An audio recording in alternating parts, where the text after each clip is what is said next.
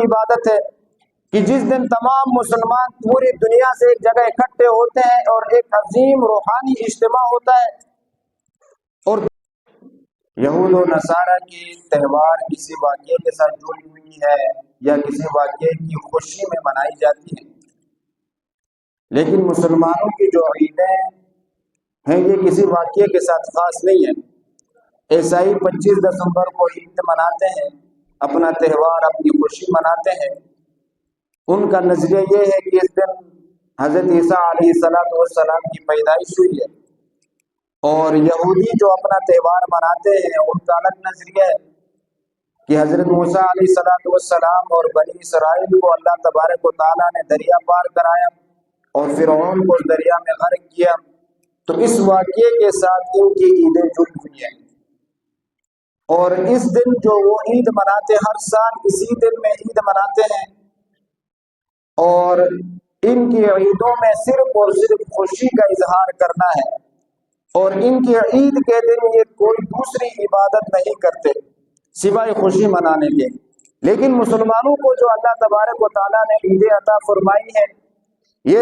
نہ صرف خوشی کا اظہار کرنے کا حکم دیا ہے بلکہ ساتھ ساتھ عبادات کرنے کا بھی حکم دیا ہے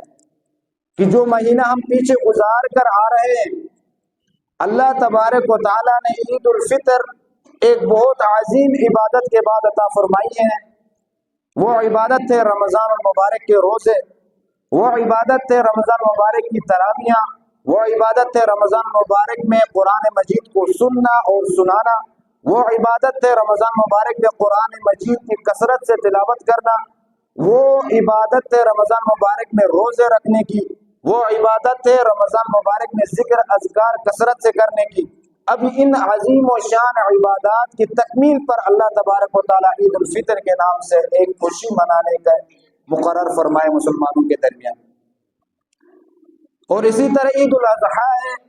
اس سے پہلے بھی ایک عظیم و شان عبادت کی تکمیل کے بعد عید الاضحیٰ کا حکم دیا۔ وہ عظیم عبادت حج کی عبادت ہے کہ جس دن تمام مسلمان پوری دنیا سے ایک جگہ اکٹھے ہوتے ہیں اور ایک عظیم روحانی اجتماع ہوتا ہے، اور تمام مسلمان جمع ہو کر وہاں اللہ تبارک و تعالیٰ سے اپنے گناہوں پر معافی مانگتے ہیں، امت کے لیے دعائیں کرتے ہیں۔ وہ عظیم عبادت کے بعد، حج والی عبادت کے بعد، اللہ تبارک و تعالیٰ نے عید الاضحیٰ کو مقرر فرمایا ہے۔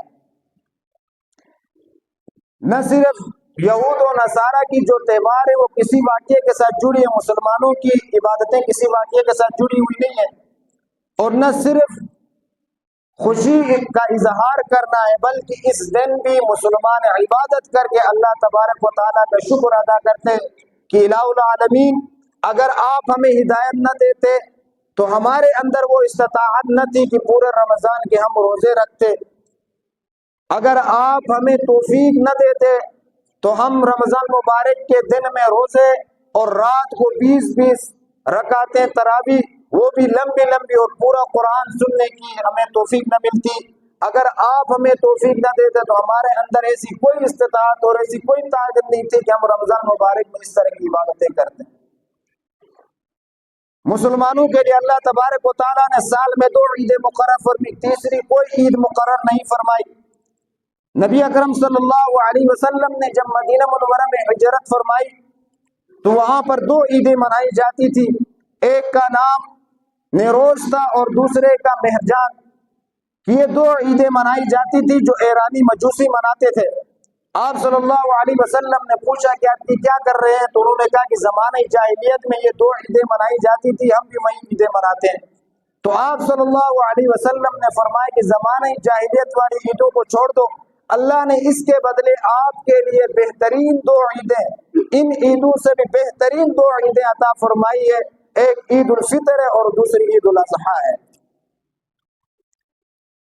اور یہ وہ عبادتیں ہیں جو عظیم عبادتوں کے بعد اللہ تبارک و تعالیٰ نے 2 عیدیں مقرر فرمائی۔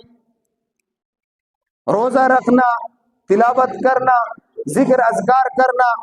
تراویح پڑھنا، نماز پڑھنا، کثرت سے یہ عبادتیں رمضان مبارک میں ہوتی ہیں۔ اللہ تبارک و تعالیٰ یہ توفیق دیتا ہے ہر بندے کو، باقی انسان کی اپنی ذات کی کوئی حیثیت نہیں ہوتی کہ وہ اس طرح کی عبادتیں کرے۔